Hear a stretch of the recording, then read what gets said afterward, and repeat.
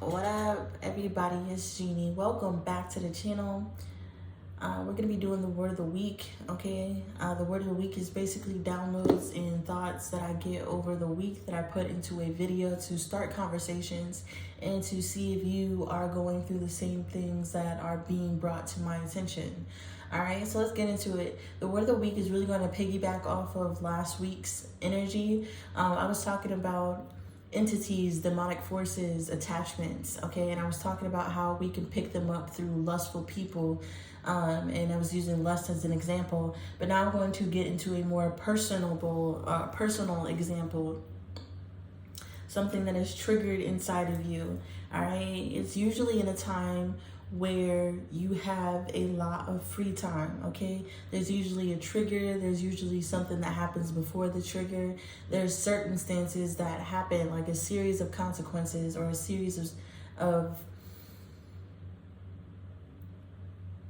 not consequences, but a series of experiments, a series of things that happen to you that puts you in the energy that makes you susceptible to these demons, these low entities, this negative thinking, these addictions. All right, so let's get into it.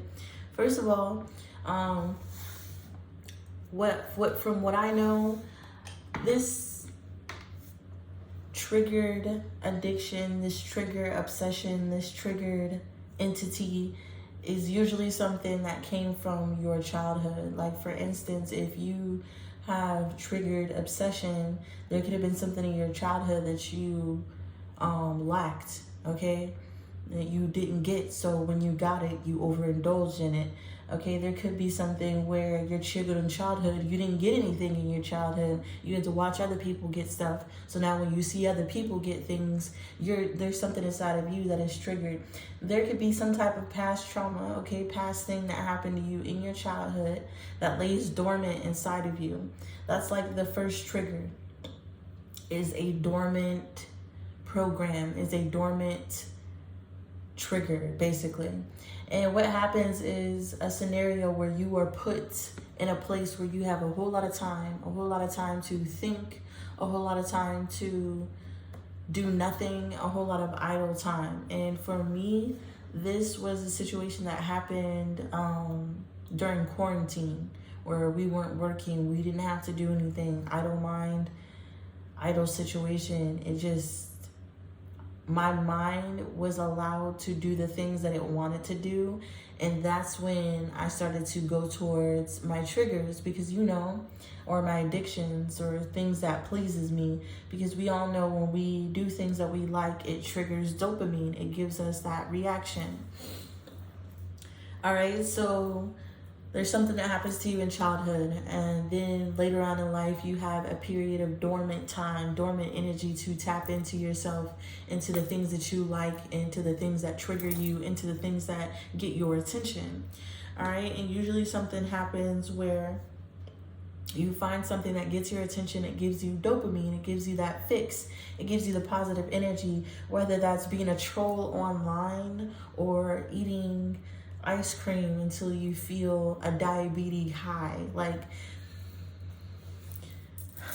the sensation, the dopamine, the pleasure that you can get from whatever you're doing ranges from simple addictions to pleasures to fixes you get off of where you don't have anything physical, but you're getting a mental fix off of doing an action. All right, but there's something that you get into because you have a lot of time to do it, and in that time you want to pleasure yourself, so you're led to things that get your attention. And for some people, that's lust, that's food, that's sex, that's perversion, it's whatever, but it usually corresponds with a childhood trigger, a childhood trauma, something that happened to you that made you susceptible to being taken over by your obsession, to being addicted to doing something. And once you start getting pleasure out of whatever is getting your attention, you start doing it in all your free time. You start dissociating from your life in order to pass the time, to get more dopamine, to get more attention, to get more of the energy that you're craving. This is when it starts bearing fruit in your life. once you are living in your addiction and you're going out of your way to change your life to satisfy your fixes, this is when you start producing the fruit of your addiction. Okay? And you know the entity, you know the obsession, you know the addiction, you know the demon by the fruit that it bears. So if you are doing whatever you're doing and it's making you feel shameful, guilty, like you need to hide, like it needs to be secretive, you know that it is bearing negative fruit. But of course, all things done in the dark come to the light. So eventually your negative behavior done over a period of time, over and over again, creates negative habits that people start to pick up on. Like, you're secretive, you do this in the dark, you do weird shit, and then you start being seen as the fruit of your addiction. And that's how people identify you. That's how people see you and your demons. That's how spiritualists like me see people from a mile away, in their addictions, in their life, in their secretive ways, and we can spot it because you're bearing that fruit. We can tell by your behavior, the things that you do, how you act. And that's how these demons, that's how these people are usually spotted. Because it turns into perversion, obsession, disdain, jealousy, a fixation, and it's embarrassing. They try to cover up what they're doing, but when you're addicted to something, you need fixes, you need trophies, you need to see it. It needs to be in your attention, so it's harder to hide. This is when it's becoming a part of you, a part of your lifestyle, and this is how you know you're overcome by your demons. You're living in demon time, okay? And once you start living in demon time, people start noticing you. So this leads you to more seclusion. It leads you to more hiding, more lurking, more negative, dark energy. And now you are doing something in obsession over and over for a fix, in seclusion, in darkness, in negative energy. And this is what it's manifesting in your life. More seclusion, more isolation, more perversion. And it becomes a ritual at this point.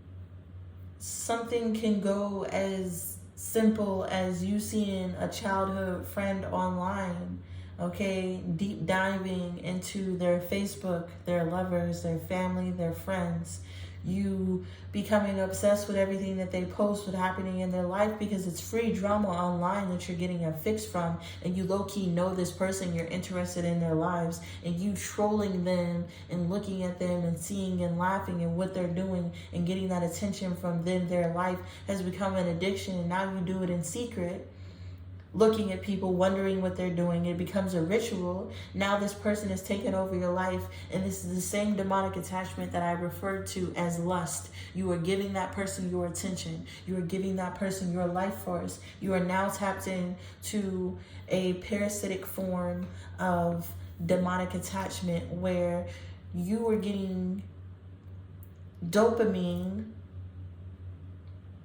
from the action, but you are truly giving up your life force. You are truly giving up yourself by paying attention and obsessing over something, because it's now a lifestyle, a ritual. It's now something that you do. You didn't change your whole life. Now every day at 10 p.m. at 10:30, you look at somebody's Facebook to see if they posted. Like, this is the energy. These obsessions, these demons, these triggers, these addictions can be brought upon anyone in any circumstance, in anything. It could be simple as somebody being obsessed with somebody where they went to school with because their life is better than yours, or it's more entertaining than yours, or you get pleasure out of clowning someone or trolling someone, okay?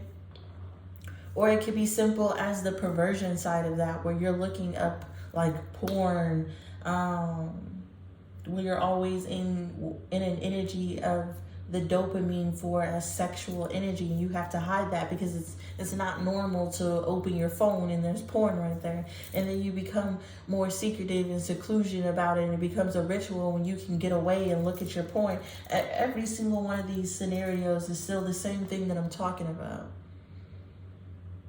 okay? And it goes deep. It goes deep. Some people change their whole lives around to live in their obsession, to live in their toxicity, to live in their demons.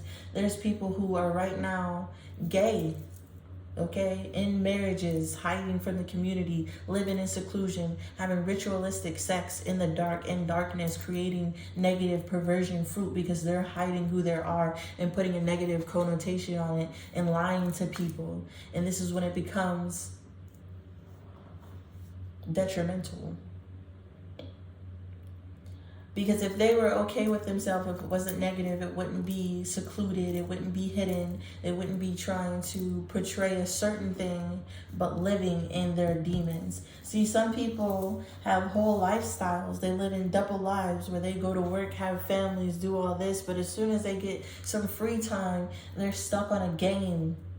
They're stuck on the game system, ritualistically wasting their life away, clicking and tapping on keys to trigger dopamine energy, wasting their time shooting things and distracting themselves, dissociating from life. It could be as simple as a video game, because video games is way better than what I'm doing in my life. So now this video is my life, having fun and winning and doing things. Sometimes it's as simple as winning a game, y'all. Some people have hard lives where they don't get to achieve. They don't get to win. They don't get to dominate. But when they get home and they get on their gaming system, you feel me? They get to be whoever they want to be. They win battles. They get celebrated. They're cheered on by their friends who do the same thing. This is all becoming a negative attachment, a demon addiction.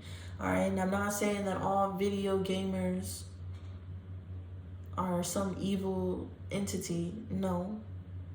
I'm saying it becomes an evil obsession entity when you are giving your life force away with it.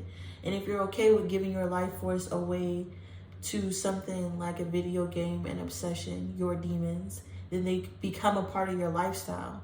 They become a part of who you are, and that's what you are. And then people can spot you by your demons. They can see that you like playing video games because it's better than your life. They can see that you would rather dissociate from what you got going on, taking care of yourself, your health, your family, and all the things that you want in order to distract yourself from your life because you aren't happy. Same thing goes with people who are not even DL. They're just in marriages. Okay, they're in relationships, just floating, dissociating from life. They don't love each other. They don't do anything. They just coexist around each other for the benefits of being around each other. Like I knew this one person. I knew this one person who was real codependent. He didn't even notice he was codependent. He know now, but he didn't even notice he was codependent. He got out of one codependent crazy situation, and then he hopped right back into another codependent crazy situation with even more people. See, sometimes these childhood programs are comfortable. Being in a large group of people who distract you and dissociate you from life and your goals and actually taking accountability for things is way better than sitting and looking at what you actually have. See, there's some people who surround themselves in groups of people, groups of codependent people who need each other to feed each other's addictions. You feel me? And to coexist in a version of hell that works for them. And then they become a coven, they become a group because they are ritualistically doing things, smoking, doing drugs, a house full of kids, dirty kids. Like, what I'm talking about can span over a variety of different elements, illnesses, situations, mental health illnesses, addictions, obsessions. It can span over a whole lot of things. So when I come on here and I say and I use broad terms, that's because I want you to open up to the possibility that you could be doing something in your life right now that I am describing, but you don't see it because nobody has told you that that's addiction, that's a ritual, that what you're doing is ritualistic. You feel me? Nobody has pointed that out to you. Some people are just living in their life, living with these demons, and they think that's just how life is. That's the example they have been shown, and that's the only thing that they know.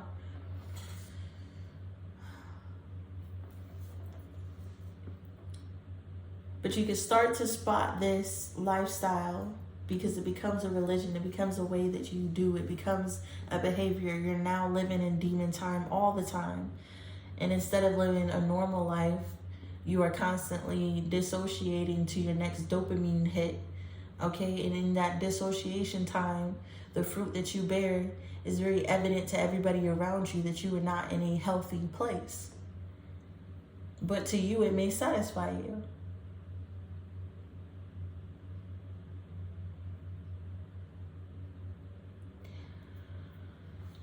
The point of the messages that I be giving y'all about these demons and what's going on is to focus back your attention on yourselves. This is when I talk about being friends with your demons, because a lot of people are letting their demons, their addictions, their triggers run their lives, giving their life force away to it, living every day to get a fix from whatever is giving them this dopamine energy.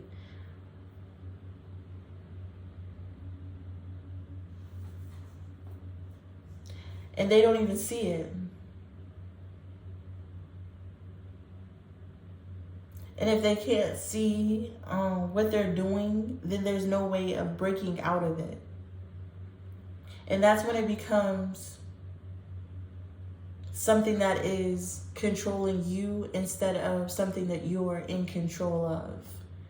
Now, I know everybody is not perfect. I'm not asking anybody to be perfect, get rid of their addictions and demons. I'm saying that it is better to be in control and be friends with your demons than allow your demons to run your life, run your actions, and bear fruit in your life. So if you ever hear me talking about how you need to take back control or get rid of demons, exorcise demons, put them in their place, turn away from the devil and they shall flee, it's not to make it so you have a perfectly squeaky clean life. You feel me? It's to put your attention back onto things that bear positive fruit. I'm not saying that all fruit has to be positive, that all fruit has to be edible. You can have fun in your free time and do the things that you want to, but you still need to bear fruit in this lifetime, family. And if you want to succeed, you feel me? If you want to do good in this lifetime, you need to learn how to be friends with your demons, okay? Not allow them to run you and stay in control, all right? For others of you, you already know what I'm talking about. You're already in control. Ain't no demons go touch you. But this is a video about how to spot these demons on these people. How to notice shit before it happens to you. Because people will show you their demons before you get entangled with them. Through their words, their actions, and the things that they do. There's red flags everywhere. Everywhere. And if you're one of these people who feel like, oh, I'm friends with my demons, I don't even need you to be telling me this message right now, then you're the ones who need to hear about someone around you who has these demons that you need to spot. Okay? Because some people want you to be comfortable in your vices, so then you're comfortable with their demons. Some people want you to not point out their demons so you're comfortable around them. But when you're around demons and when you're around negative addiction energy, and even if you're not doing it, you're subconsciously telling yourself that it's okay because you're around it. And eventually, you're programming yourself to not even see that as a negative energy anymore, making you susceptible to the same thing. So this is a real message. This is a real message to all my homies out there, you feel me? Who's just living life, going through life, trying to bear positive fruit, all right? Make sure your focus is on yourself and the things that bear abundance. And always learn how to tame the things that try to get your attention through addictions and codependencies and dopamine.